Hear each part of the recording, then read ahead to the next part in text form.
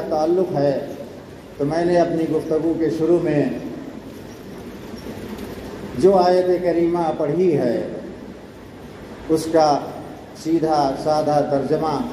اگر کیا جائے تو اس کا معنی یہ بنے گا، یا ایھا الناس، اے لوگو، ان کنتم فی ریب من البعث،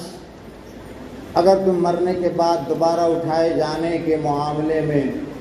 شک و شبہے میں مبتلا ہو تو یہ جان لو، سوچ لو، غور کر لو، فَإِنَّا خَلَقْنَاكُم مِّن تُرَابٍ، ذرا سوچو تو صحیح کہ ہم نے تمہیں مٹی سے پیدا کیا، ثُمَّ مِن نُطْفَةٍ، پھر ہم نے تمہیں نطفے سے پیدا کیا، ثُمَّ مِن عَلَقَةٍ، پھر ہم نے تمہیں منجمد خون سے پیدا کیا، ثم من مضغة مخلقة وغیر مخلقہ، پھر ہم نے تمہیں مخلق مضغہ گوشت کے لتھڑے سے اور غیر مخلق مضغہ گوشت کے لتھڑے سے تمہیں پیدا کیا، لِنُبَيِّنَ لَكُمْ، تاکہ ہم تمہارے سامنے اپنے کمال قدرت کو اور اپنی کمال خلاقیت کو بیان کر سکیں، کہ تمہیں جو یہ شبہ ہے کہ ہم مرنے کے بعد دوبارہ زندہ نہیں کیے جائیں گے، اگر مرنے کے بعد دوبارہ زندہ کیے جانے میں اگر تمہیں ذرہ برابر بھی شک و شبہ ہے تو ذرا اپنے تخلیقی مراحل پر غور کر کے دیکھ لو، تمہیں اس کا اندازہ لگ جائے گا کہ کیا اللہ رب العالمین کیا مرنے کے بعد واقعتاً جمع کرے گا یا نہیں، اس حقیقت کا تمہیں علم ہو جائے گا۔ تخلیق کی چند مراحل کو بیان کرتے ہوئے اللہ رب العالمین نے آگے بیان فرمایا، وَنُقِرُّ فِي الْأَرْحَامِ مَا نَشَاءُ إِلَىٰ أَجَلٍ مُّسَمًّى، کہ ہم ایک مقررہ مدت تک کے لیے ہم ٹھہراتے ہیں رحم کے اندر، یعنی جنین کو، نقر فی الارحام ما نشاء الی اجل مسمى ثم نخرجکم طفلا، پھر ہم اسے جو نطفے سے علقہ کی شکل میں تبدیل ہوا، علقہ سے مضغہ کی شکل میں تبدیل ہوا، اور مضغے کے بعد پھر وہ جنین کی شکل میں ذی روح بنا، تو پھر ہم نے اسے دنیا کے اندر بچے کی شکل میں ہم نے اسے لے آیا، ہم نے اسے رحم سے باہر نکال دیا۔ یہ مراحل ہیں۔ اس آیت کو آج کی گفتگو کا موضوع بنانے کا مقصد صرف ایک لفظ ہے، اور وہ ہے وَنُقِرُّ فِي الْأَرْحَامِ مَا نَشَاءُ، جو باب افعال سے بنا ہوا ہے۔ اگر اسے ثلاثی مجرد میں لے جایا جائے تب قر بنے گا، جس کا معنی قر الشیء، سکون و اطمینان کے ساتھ رہنا، اور یہ ثلاثی مجرد کے 2-3 باب سے وارد ہوا ہے۔ سمع سے بھی وارد ہے، نصر سے بھی وارد ہے، اور ضرب سے بھی وارد ہے۔ قر یقر، اقر یقر، اور قر یقر، یہ تینوں باب سے سکون اور اطمینان کا معنی فراہم کر رہا ہے۔ اسی مناسبت سے میں نے اس آیت کا انتخاب کیا ہے۔ جہاں تک حدیث کا تعلق ہے، بخاری شریف کی وہ روایت جس کے راوی حضرت انس بن مالک رضی اللہ عنہ ہیں، تو اس حدیث کے اندر جو واقعہ مذکور ہے وہ نہایت مختصر انداز میں ہے، جس کی تفصیل حدیث کی دوسری کتابوں میں ملتی ہے۔ اس روایت کا خلاصہ یہ ہے، راوی انس ابن مالک رضی اللہ عنہ بیان فرماتے ہیں کہ رسول اللہ صلی اللہ علیہ وسلم ایک سفر میں تھے۔ اسی سفر کے دوران حدیث پڑھنے والے نے حدیث پڑھی اور حدیث پڑھتے ہوئے اونٹوں کو ہکانا شروع کر دیا۔ تو رسول اللہ صلی اللہ علیہ وسلم نے کہا ارفق یا انجشا، اے انجشا نرمی برتو، نرمی سے کام لو، ویحک بالقواریر، اس لیے کہ اونٹوں کے اوپر قواریر سوار ہے۔ اس حدیث میں جو قواریر کا لفظ آیا ہے، قواریر سے مراد رسول اللہ صلی اللہ علیہ وسلم نے عورتوں کو لیا، اور اس واقعے کی تفصیل میں تھوڑا سا جائیں گے، زیادہ جانے کی گنجائش نہیں۔ اور وہ اس طرح کے اس حدیث میں جو چند الفاظ وارد ہوئے ہیں، ان الفاظ میں سے چند کی وضاحت ضروری ہے تاکہ یہ واقعہ سمجھ میں آ سکے اور اس واقعے کو سمجھنے میں آسانی ہو۔ اس حدیث کے الفاظ میں سے ایک لفظ کہ کان رسول اللہ صلی اللہ علیہ وسلم فی مسیر لہو، رسول اللہ صلی اللہ علیہ وسلم اپنے اسفار میں سے کسی سفر میں تھے۔ اس سفر کی وضاحت میں بعض شراح حدیث نے یہ لکھا ہے کہ اس سفر سے مراد حجۃ الوداع کا سفر تھا، لیکن یہ وضاحت نہیں ملی مجھے اب تک، ہو سکتا ہے کہیں کتابوں میں درج ہو کہ حجۃ الوداع کے موقع سے یہ جاتے ہوئے سفر کا واقعہ ہے یا واپسی سفر کا واقعہ ہے۔ بہرحال کتابوں میں حجۃ الوداع کا ذکر ملتا ہے کہ حجۃ الوداع کے موقع سے اونٹوں کے اوپر سوار مرد بھی تھے، اونٹوں کے اوپر سوار عورتیں بھی تھیں اور حج کے لیے جا رہے تھے۔ اسی دوران کا یہ واقعہ ہے کہ اونٹوں کو ہکانے والوں میں سے رسول اللہ صلی اللہ علیہ وسلم کا ایک غلام، حبشی اسود کالا غلام جس کا نام انجشا ہے، وہ انجشا نہایت خوبصورت آواز والا انسان تھا، اور وہ شعر کو ترنم کے ساتھ، لے کے ساتھ، سر کے ساتھ بڑے ہی اچھے انداز میں پڑھا کرتا تھا۔ چنانچہ اونٹوں کو ہٹانے کے لیے اس نے چند ابیات پڑھے، جن ابیات کو سننے کے بعد اونٹوں کی رفتار میں تیزی آ جائے۔ چنانچہ جب اونٹ تیزی سے چلنے لگے تو رسول اللہ صلی اللہ علیہ وسلم نے اس غلام سے کہا ارفق یا انجشا، اے انجشا نرمی سے کام لو، آہستگی سے کام لو، سہولت اختیار کرو، اس لیے کہ اونٹوں کے اوپر قواریر سوار ہیں۔ یہ واضح رہے کہ عورتیں جن اونٹوں پر سوار تھی انہیں ہٹانے کے لیے، ان کی قیادت کے لیے انجشا تھے، جبکہ مرد حضرات جن اونٹوں پر سوار تھے انہیں ہٹانے کے مؤلف البراء ابن مالک تھے۔ تو رسول اللہ صلی اللہ علیہ وسلم نے انجشا سے کہا ویحک بالقواریر، اور رسول اللہ صلی اللہ علیہ وسلم نے اس حدیث کے اندر عورتوں کو قواریر سے تشبیہ دیا، عورتوں کی صفت قواریر بتلائی۔ جب اس لفظ پر ہم غور کرتے ہیں تو یہ لفظ قواریر قارورتن کی جمع ہے، اور اس قارورہ اسم کی اصل اور جڑ ہم تلاشتے ہیں تو ہمیں پتہ چلتا ہے کہ یہ بھی قرہ سے بنا ہوا، اور اسی مناسبت سے میں نے یہ آیت کریمہ اور اس حدیث نبی ان دونوں کو آج کی گفتگو کا موضوع بنایا کہ دونوں کے اندر سکون و اطمینان کا معنی پایا جاتا ہے،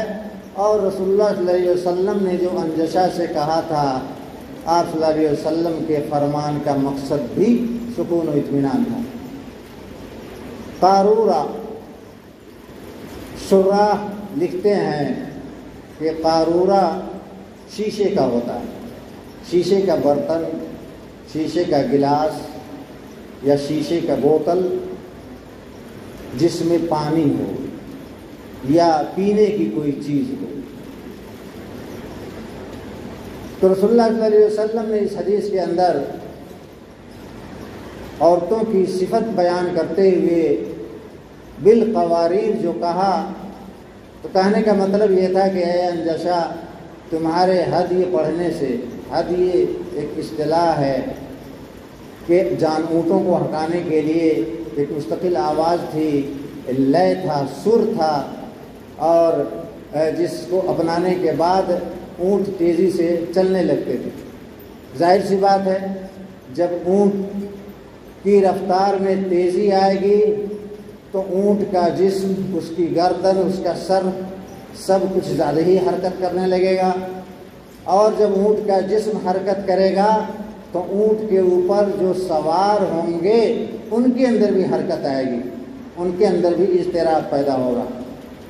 اور جب ان کے اندر اضطراب پیدا ہوگا تو دو صورتوں میں سے کوئی ایک صورت ہوگی، یا تو زیادہ حرکت کی وجہ سے اس کے اوپر سوار عورتیں گر جائیں گی، اور گر جانے کی وجہ سے ان کا نقصان ہوگا، بسا اوقات ہاتھ ٹوٹے گا، پاؤں ٹوٹے گا، یا جسم کا کوئی حصہ زخمی ہونے کا امکان برقرار ہے۔ اور اگر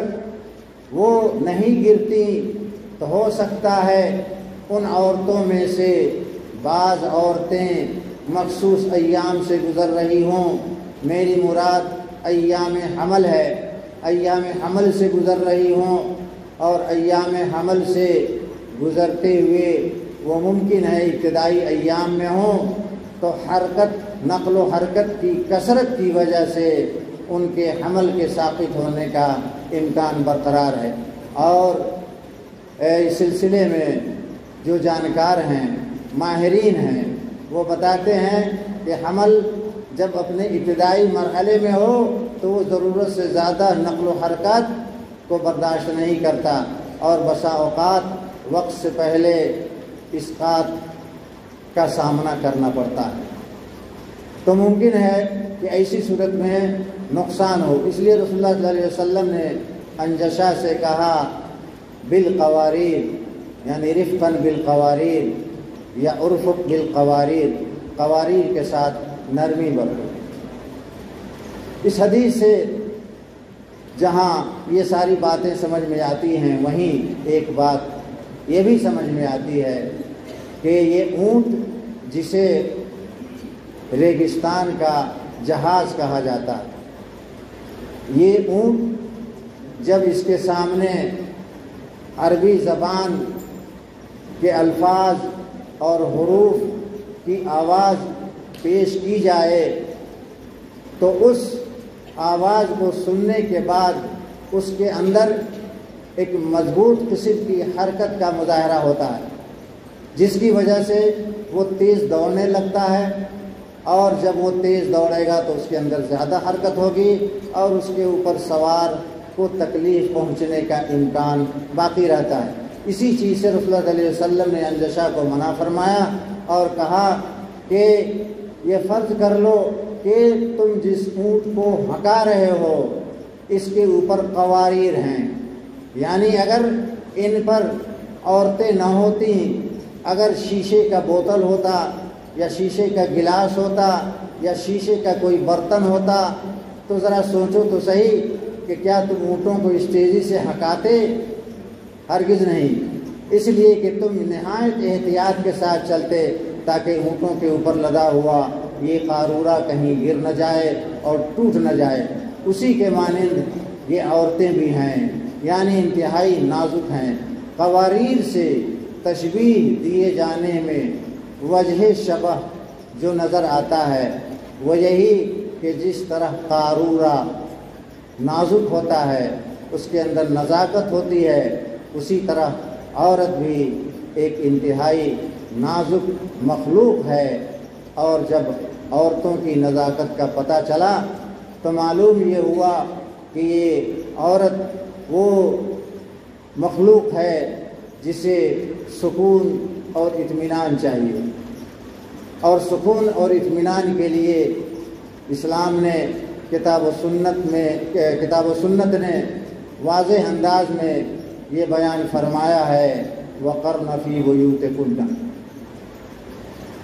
اس طریقے سے اسلام نے مرد اور عورت دونوں میں سے ہر ایک کی ذمہ داری کو متعین کرتے ہوئے بیان کیا کہ مرد خارجی دنیا کا ذمہ دار ہوگا اور عورت داخلی دنیا کی ذمہ دار ہوگی۔ اس طریقے سے اسلام نے شوہروں کو، مردوں کو وزارت خارجہ کے منصب پر فائز کیا، اور وہیں عورتوں کو وزارت داخلہ کا منصب عطا کیا۔ یقیناً دونوں کے اندر حکمت اور مصلحت ہے۔ اب ان باتوں کو سامنے رکھتے ہوئے آج کے اس موضوع کی طرف قدم بڑھائیں جو موجودہ دور میں عورتوں کی ملازمت کے مفید یا غیر مفید ہونے سے تعلق ہے۔ اس سلسلے میں میں یہ کہنا چاہوں گا کہ معیشت کے وسائل متنوع ہیں، مختلف ہیں، متعدد ہیں۔ معیشت کے معاشی وسائل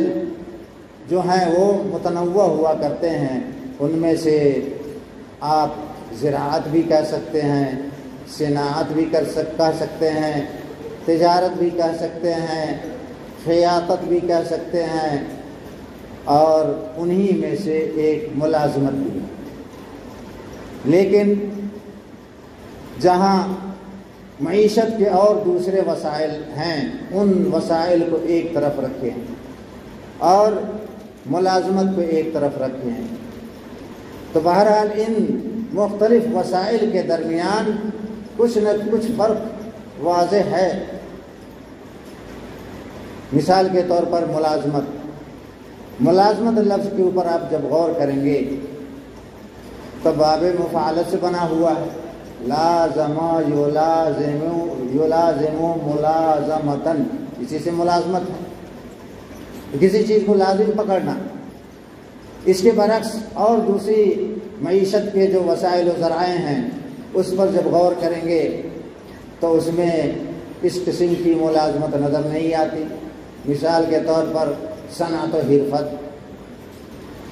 کشیدہ کاری، گھر میں سلائی، کڑھائی بنائی،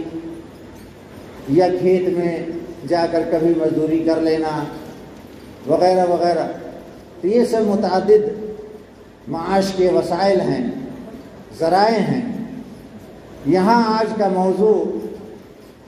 موجودہ دور میں عورتوں کی ملازمت سے تعلق تھا، لیکن میں نے بعض طالبات کو معیشت کے اور دوسرے وسائل کو دلیل کے طور پر، ثبوت کے طور پر پیش کرنے کی کوشش کی۔ ملازمت ایک الگ چیز ہے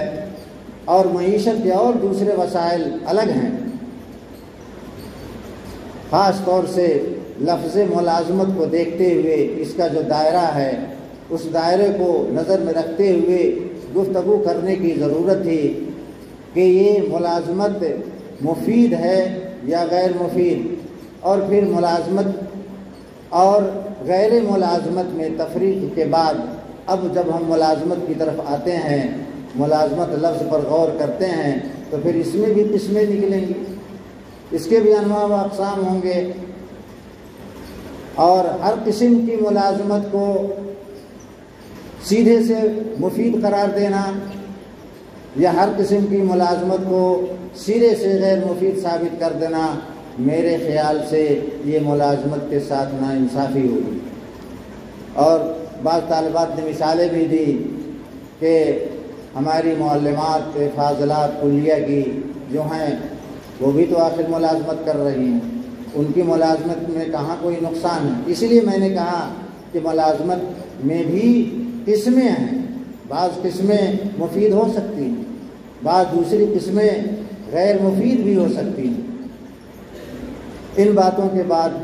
اب میں اپنی گفتگو کے تیسرے حصے کی طرف بڑھ رہا ہوں، جو تیسرا حصہ ماضی کے دونوں حصے سے بہت حد تک واضح ہو گیا ہوگا، اور وہ ہے آج کے پروگرام میں شریک ہونے والی طالبات اور ان کی تقریریں۔ مجموعی طور پر جائزہ لیا گیا تو 14 بچیاں طالبات آج کے پروگرام میں شامل تھیں، شریک تھیں، جن میں سے 6 نے مفید کا پہلو اپنایا اور 8 نے غیر مفید کا پہلو اپنایا، اور ان دونوں قسموں میں سے ہر ایک نے اپنی بات کو